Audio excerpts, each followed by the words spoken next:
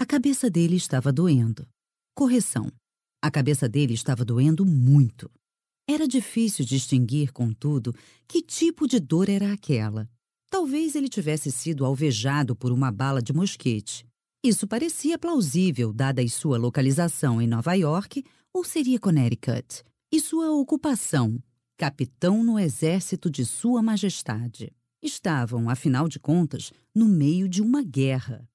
Mas aquele latejar específico, como se alguém estivesse batendo em seu crânio com um canhão, não com a bola do canhão, mas com o canhão, sugeria que ele havia sido atacado por algo mais bruto do que uma bala. Talvez uma bigorna, largada de uma janela do segundo andar.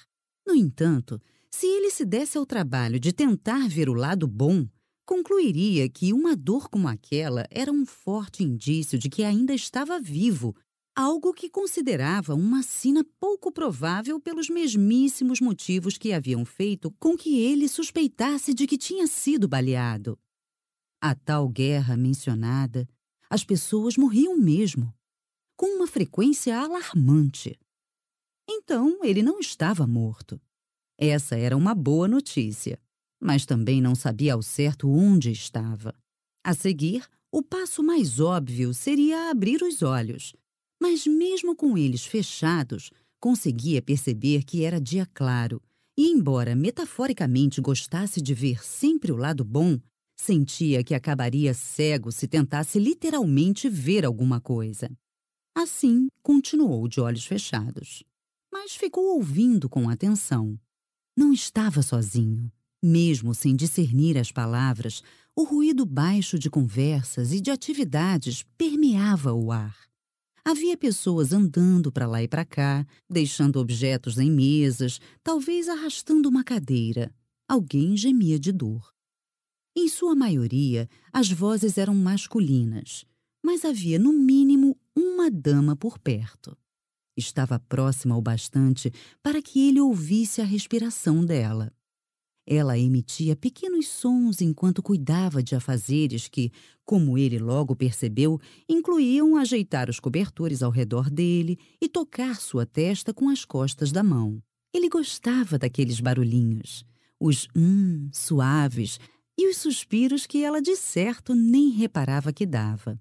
Além disso, ela tinha um cheiro bom, com notas de limão e sabonete, e algumas notas de trabalho pesado.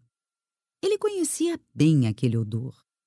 Ele mesmo o exalava bastante, ainda que muito brevemente, pois nele o cheiro logo se transformava em uma caatinga desenfreada.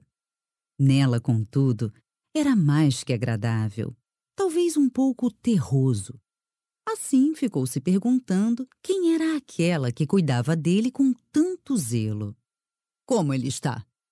Edward ficou imóvel. Aquela voz masculina era nova, e ele ainda não sabia se queria revelar que já estava acordado. Também não conseguia entender o motivo de sua hesitação. No mesmo estado. Veio a resposta da mulher. Isso é preocupante.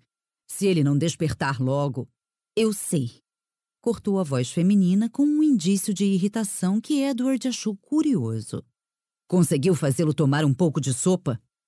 Só algumas colheradas. Fiquei com medo que engasgasse se eu tentasse forçar mais. O homem emitiu um grunhido vago de aprovação. Já faz quanto tempo mesmo que ele está nesse estado? 1 semana, senhor. Fazia 4 dias quando eu cheguei e isso foi há 3 dias. 1 semana. Edward ponderou. Se fazia 1 semana, então já devia ser... março? Abril? Não. Talvez ainda fosse fevereiro. E era mais provável que estivesse em Nova York, não em Connecticut. Contudo, nada daquilo explicava a maldita dor de cabeça. Era óbvio que ele havia sofrido algum acidente. Ou será que tinha sido atacado? Não houve mesmo nenhuma mudança no quadro? Perguntou o homem, embora a mulher tivesse acabado de falar sobre isso. Mas ela, que devia ser uma pessoa muito mais paciente que Edward, apenas respondeu com um tom de voz baixo e claro. Não, senhor. Nenhuma mudança. O homem emitiu um som que não foi bem um resmungo. Edward não conseguiu decifrá-lo. Ahn, a mulher pigarreou.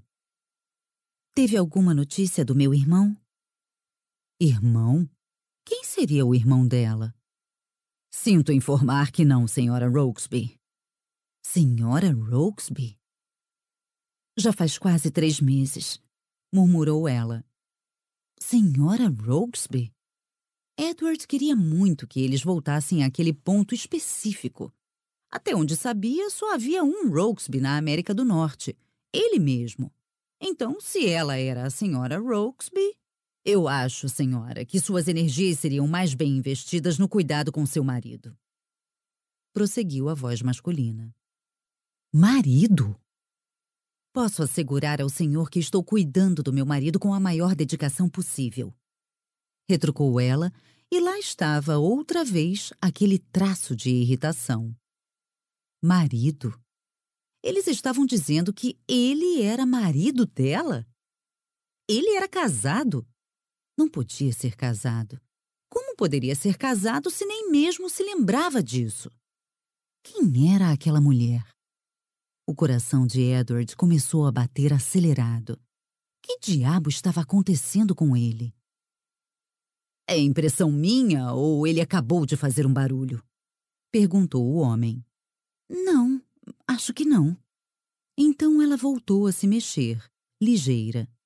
Mãos começaram a encostar nele, primeiro na bochecha, depois no peito, e apesar da preocupação evidente nos movimentos dela, havia naquele toque algo de calmante, sem dúvida agradável. Edward! Chamou ela, tomando a mão dele e acariciando-a várias vezes, dedos leves percorrendo sua pele.